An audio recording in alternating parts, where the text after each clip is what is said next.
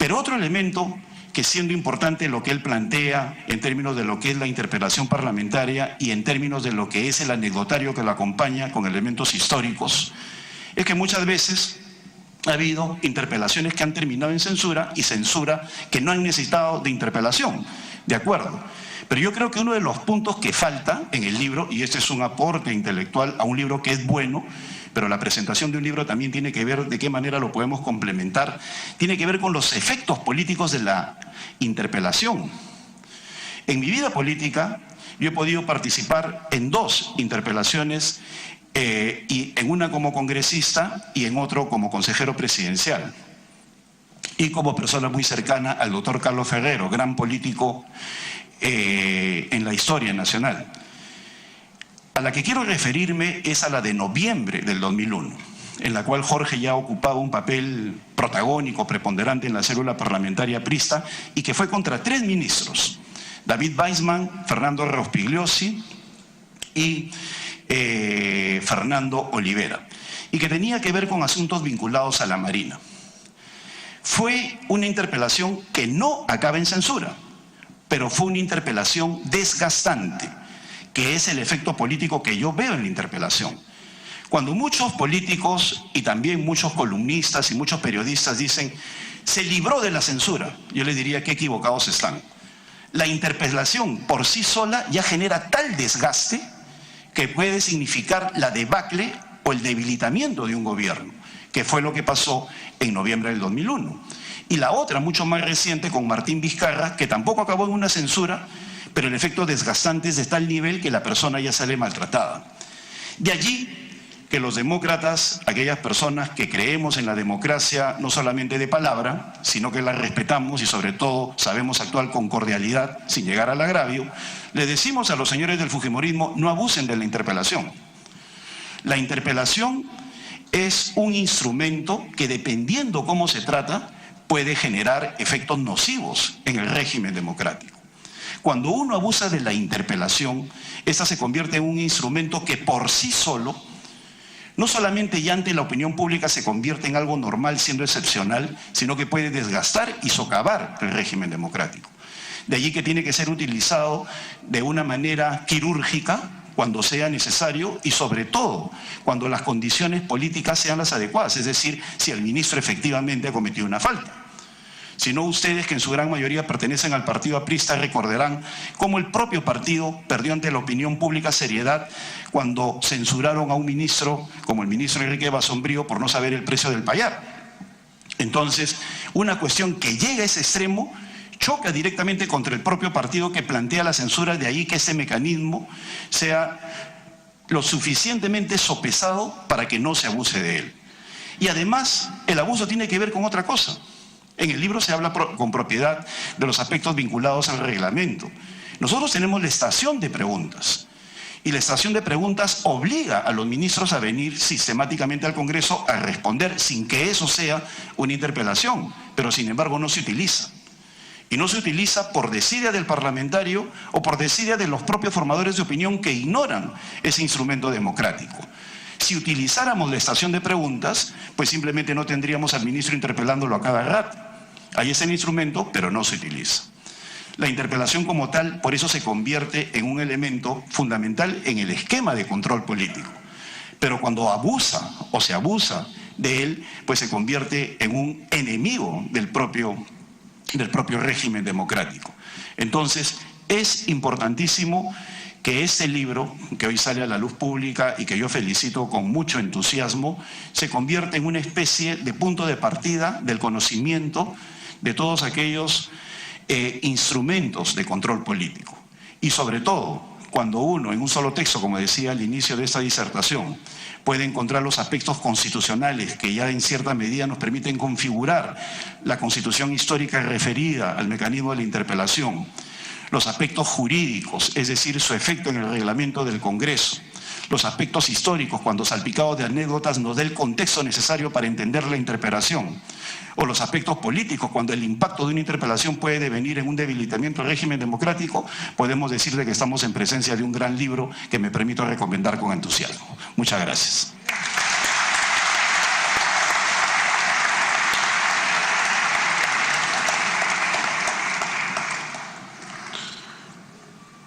También contamos con la presencia del doctor Jorge del Castillo Gálvez, congresista, actual presidente de la célula parlamentaria aprista, ha sido presidente del Consejo de Ministros y alcalde de Lima. Recibamos pues con fuertes palmas al congresista Jorge del Castillo.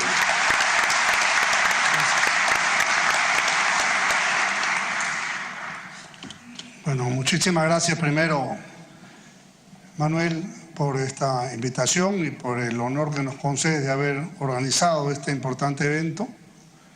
Y agradezco mucho la presencia de Juan Cheput, colega de Cámara, amigo personal, barranquino, por cierto, que compartimos cosas y disentimos en otras.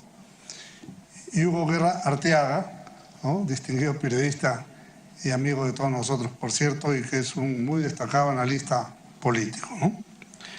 Pero Manuel no es primera vez que presenta un libro, muy reconocido por sus inquietudes intelectuales, y eso honra mucho al aprismo, auténtico y verdadero.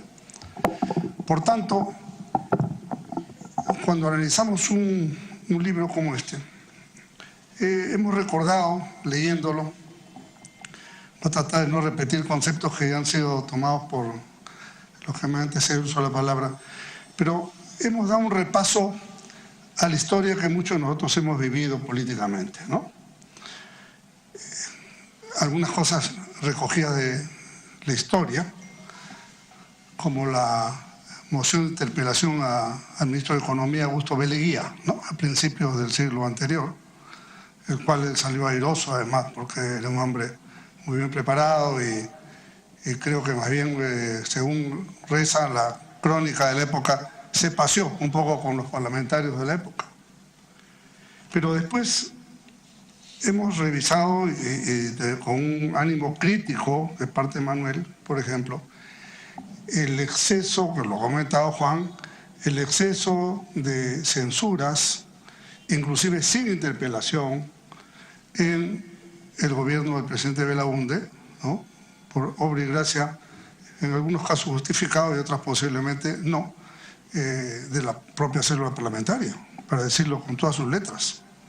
Entre ellos, por ejemplo, Valentín Paniagua, que era ministro de Justicia, y de quien yo, en las tertulias que tenía, porque gesté mucha amistad con él, él siempre guardaba un cierto, vamos a decir así, no es rencor, no es la palabra, pero sí tenía un recuerdo amargo de esas circunstancias. Recuerdo ustedes que era el ministro más joven de la época y terminó censurado por unas cuestiones, yo diría, de forma, como bien lo relata en el libro, ¿no?, que no contestó bien un oficio, que no lo dirigió a quien debía dirigirlo.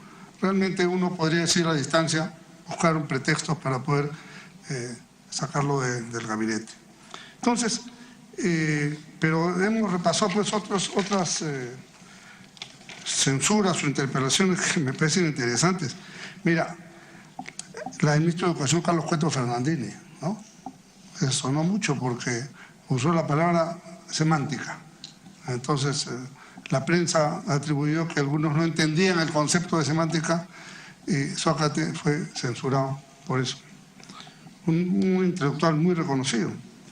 El propio nuestro amigo Alba Orlandini, ¿no?, que tuvo un gran debate con Armando Villanueva en el Congreso, acá en el Senado, porque fue una censura en el Senado. Y Javier Alba Orlandini se echó un discurso de 16 horas. ¿No? Hoy día nos ponen 5 minutos para hablar. Yo no sé, en ese tiempo no había reglamentos, ese hombre habló 16 horas seguidas sin parar, ¿no? Entonces los senadores iban, comían, dormían, descansaban y él seguía hablando. Duró 2 días seguidas la interpelación y finalmente a Orlandini, que además que sabía que venía, ¿no?, terminó siendo censurado junto con el ministro Miguel Dangmer Muella, me parece, también de la época populista, ¿no? ¿Qué otras censuras hemos tenido? Bueno, interpelaciones interesantes a Manuel Ulloa, ¿no?, en la que Alan se bajó, hizo su, ¿no? ¿Cómo?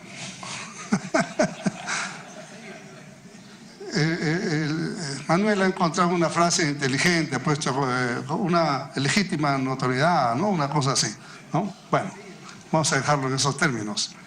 Y también Armando Villanueva fue materia de una interpelación también. Ninguna de los dos prosperó, pero eran debates además muy interesantes porque uno venía a la Cámara y aprendía y escuchaba, y hubo ahí, inclusive entre ellos, un intercambio de los discursos y de los conceptos, alturado, por supuesto, muy elegante siempre.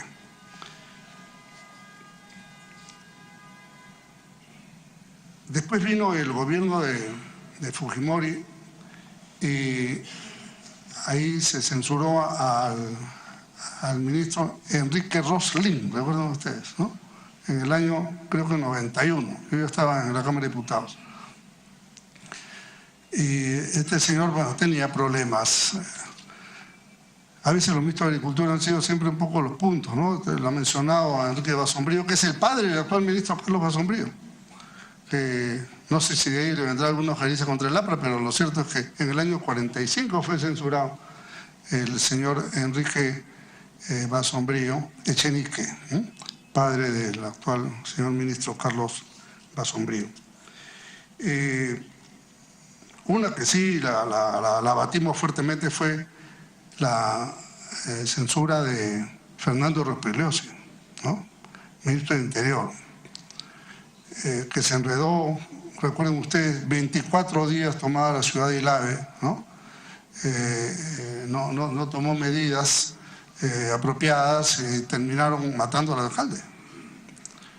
Fue una votación muy ajustada, pero se obtuvo esa censura. Y en muchos casos se han hecho interpelaciones sin censura y en otros casos censura sin interpelaciones. Cuando, digamos, la doctrina debería decir, como consecuencia de la interpelación, venga la censura.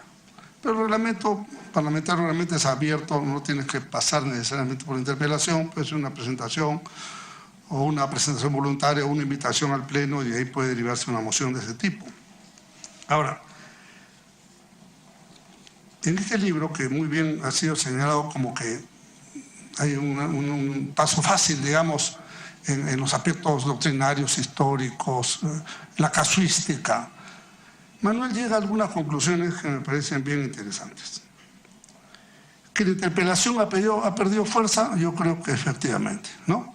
Ha perdido fuerza, no sé si para mejor, porque abusar de la interpelación se puede convertir en un elemento, un boomerang para quien la ejerce con atropello, ¿no? De las normas o del sentido común. Entonces, pero que hay un proceso de reducción de su trascendencia e importancia, coincido completamente con eso. Que las decisiones del Parlamento hoy, antes no, pero hoy sí están sujetas a un sistema de control político también es verdad. O sea, el Tribunal Constitucional puede enervar una norma, el propio Poder Judicial eventualmente también puede, a través de alguna acción de garantías, podría también contradecir alguna disposición parlamentaria. Así que ya no es la autonomía total, ¿no?, en el cual se podía antes gozar. Así que hay mecanismos hoy día de revisión y de control político, inclusive sobre el propio Parlamento. Es una conclusión válida completamente de Manuel.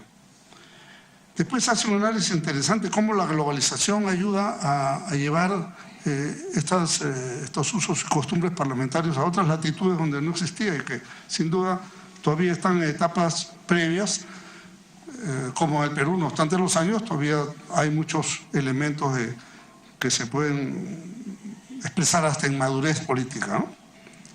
Lo cierto es que la interpelación se ha convertido en un punto de encuentro o de desencuentro entre el Ejecutivo y el Legislativo, pero ayuda mucho en un concepto de equilibrio de poderes, ¿no? Creo que funciona apropiadamente y lo vemos ahora mismo, ¿no?, en el actual Congreso. Fíjense cómo el fujimorismo, no obstante tener una mayoría que podría censurar todos los días si quieren, pero no lo usan porque sabe que eso podría resultar un boomerang muy fuerte y de hecho, ¿no?, los ha golpeado las censuras con o no justificación. No vamos a evaluar eso ahora, pero que el tema les puede rebotar, no tengo ninguna duda, ¿no? Inclusive, la utilización en este momento, por ejemplo, y la prensa, o cierta prensa, hoy día lo hemos visto los titulares como el titular de República es virtualmente igual al titular del Diario 1, ¿no? Y lo que salió en algunos canales de televisión. O sea, mezclando todo, metiendo toda la misma bolsa cuando realmente no es así. Hugo Guerra ha señalado la acusación constitucional contra los 4 miembros del Tribunal Constitucional. Eso tiene una justificación. ¿Por qué? Primero, que no viene de la bancada fujimorista. Es planteada por marinos retirados que están siendo procesados de 30 años y por los cuales el Tribunal Constitucional le había declarado una sentencia que este no era un caso de lesa humanidad, y vienen los nuevos magistrados, borran esa sentencia, la desconocen y emiten otra en sentido diverso.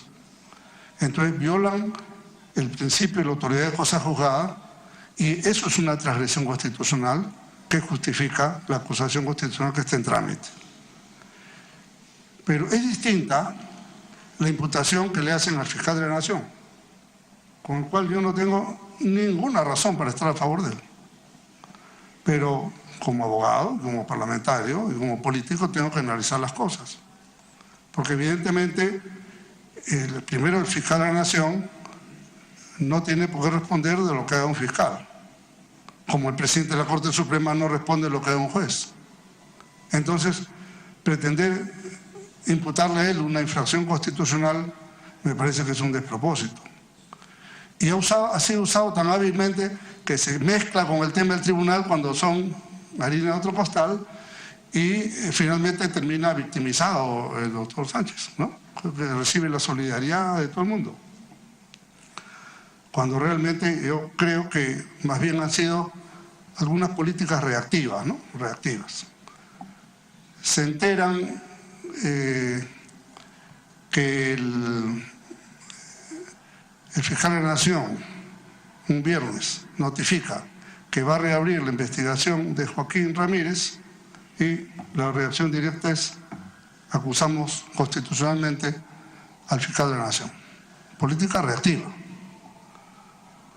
El otro día estábamos en sesión, el jueves pasado, y en eso, sin que nadie, sin que mediara una razón público conocida, irrumpieron en aplausos y vivas a su partido.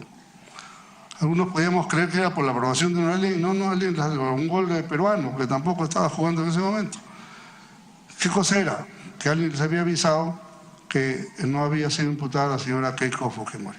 Sí, que su reacción me parece lógica, humana, no la voy a criticar. Pero el Diario del Comercio pone en su página web, y al día siguiente en la versión escrita, que hay un financiamiento de la campaña, ¿no? ¿Cuál es la reacción? Automáticamente aprobar esa misma noche una cosa que no estaba en la agenda, que era la ley para ampliar a las empresas que están en el entorno de Odebrecht, Graña Montero, ¿no? Graña y Montero, este tema. Porque en la suposición de que Graña y Montero es el comercio, que el comercio había puesto el titular, entonces había que sancionar a Graña y Montero. Más allá de que la ley esa esté buena o mala, pero yo lo que veo es una reacción, ¿no? Una reacción emocional, no cerebral. Y eso me preocupa mucho.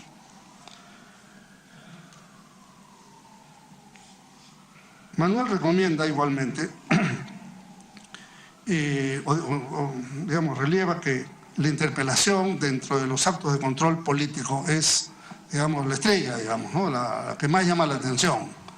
Y realmente no es sino un pliego interpelatorio, si uno lo mira fríamente, pero es verdad, y la experiencia lo demuestra. Pueden salir airosos de la interpelación, pueden no ser censurados, pero ya salen como heridos de muerte, ¿no? Y al poco tiempo esos ministros salen. salen ya por propia voluntad o porque implica un desgaste al gobierno. Así que la interpelación tiene un efecto concreto, ¿no? En la mayoría de los casos ha sido así a lo largo de la vida republicana. Ahora, ¿qué recomienda Manuel al final del libro?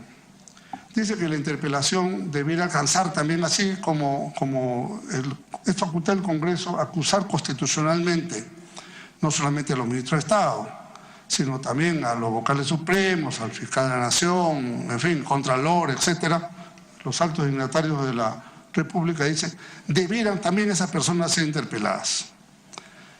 Ya, ahí sí ya no estoy de acuerdo, porque tendríamos que pasarnos todo el día en el Congreso interpelando a esos funcionarios, ¿no? Para eso está en todo caso el trabajo de la Comisión Parlamentaria, ¿no? que puede tratar esas cosas.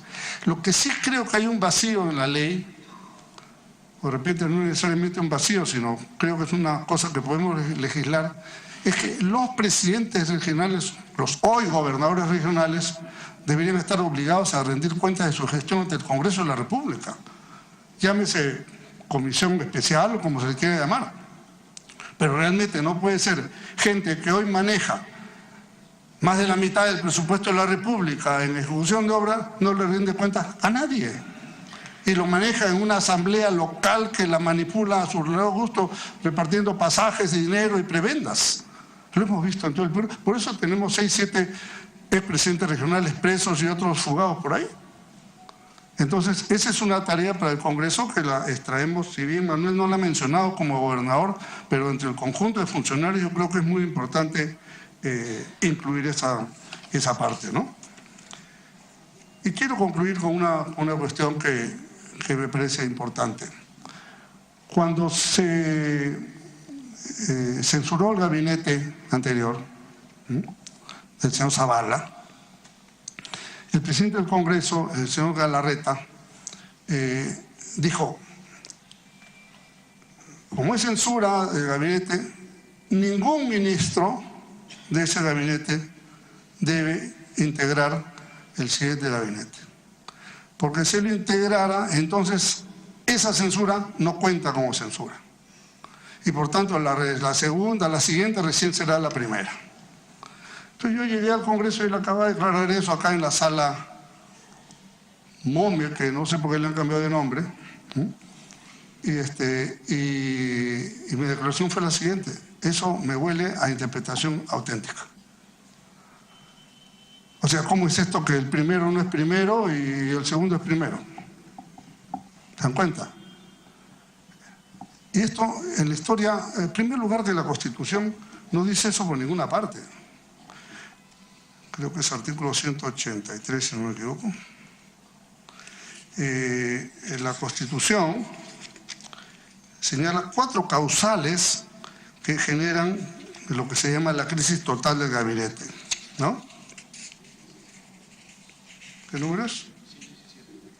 117. Entonces la crisis total del gabinete tiene 4 causales taxativas.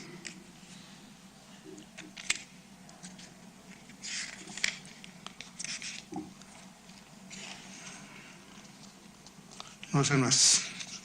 Está en las relaciones gobierno-poder legislativo. 133. El presidente del Consejo de Ministros puede plantear ante el Congreso una cuestión de confianza a nombre del Consejo.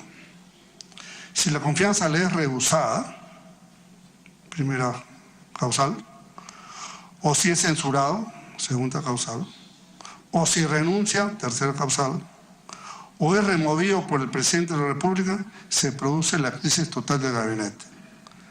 Esto implica que el presidente del Consejo de Ministros y todos los ministros están obligados a renunciar. Pero en ninguna parte dice que en el siguiente gabinete uno de estos ministros que hubiera podido estar integrando el gabinete saliente no puede integrar el nuevo. Cuando censuran al primer ministro Óscar Trías Montes, en el primer gobierno del presidente Belaúnde, hubo varios ministros que repitieron. El canciller Fernando Schwal, ¿no? Enrique Torres Llosa, que era de Agricultura, y otros señores ministros. Es más, Scholl lo sigue como primer ministro, reteniendo la Cancillería. Cuando Ana Jara es censurada, en el gobierno de Humala, 13 ministros de Estado del gabinete de Ana Jara siguen el gabinete cateriano. Nadie nunca dijo nada. A nadie jamás se le ocurrió, ni el mismo señor Galarreta, que en ese momento era parlamentario. Entonces esta cosa que quiere sacar de la manga, vamos a suponer, renuncia el gabinete o censuran el gabinete, y si hay un buen ministro de Economía o un buen canciller, ¿por qué vas a prescindir de ellos? No tiene sentido. Además, la Constitución no lo dice en ninguna parte. Esto, disculpen ustedes que haya hecho esta digresión, pero me parece importante. ¿Por qué? Porque si no, hacemos ilusoria la norma constitucional de que en la segunda moción de censura aprobada, o no confianza, se pueda producir la disolución del Congreso. Y eso es un freno al abuso de la interpelación y la censura, en cierta manera. Porque si no, podríamos tener que como palitroques se bajan los gabinetes y nunca sería, en la medida que haya uno solo que esté repitiendo, ya no suena la campana para decir, este no es un nuevo gabinete, sigue siendo el anterior. Y por tanto no cuenta, ¿no? No, sí cuenta.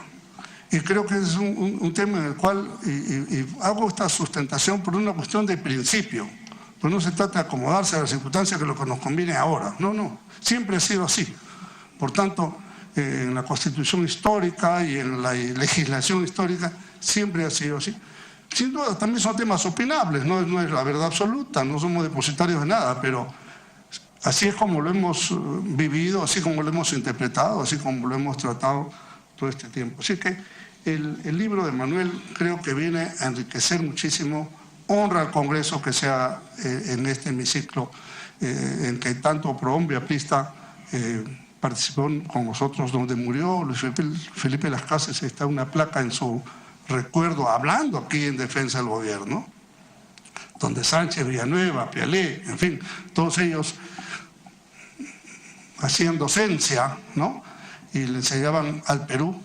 Y por eso, y quiero concluir con esto, el APRA, y estoy seguro que el Partido Peruano por el Cambio y los otros partidos demócratas del país, tenemos que luchar por la restitución del Senado de la República.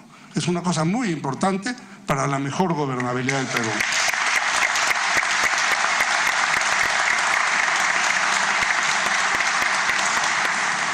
Cuando yo escucho al señor congresista Kenji Fujimori hablar de eso, estoy pensando, está hablando en nombre de su padre, sin duda. Y él dice, fue un error, tenemos que corregirlo y hay que restituir el Senado. Así que creo que ese es un tema porque al final el Senado servirá no solamente para hacer mejores leyes. Yo no le encargaría la interpelación, eso hay que dejarlo en la Cámara Joven, ¿no?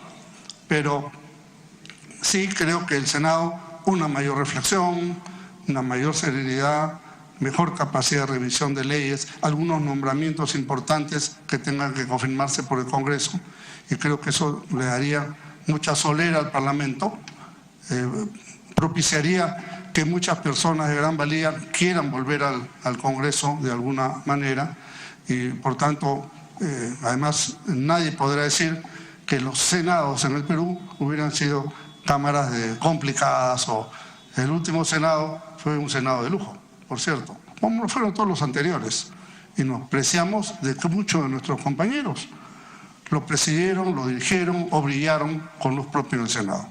Muchas gracias.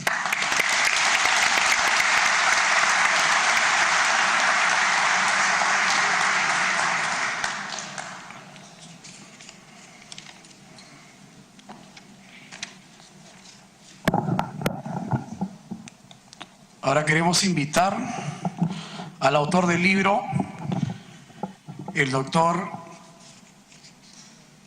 Manuel García Torres, quien cuenta con grados académicos de doctor, por la Universidad Ricardo Palma, magíster por la Universidad de las Peruanas y graduado como abogado en la Universidad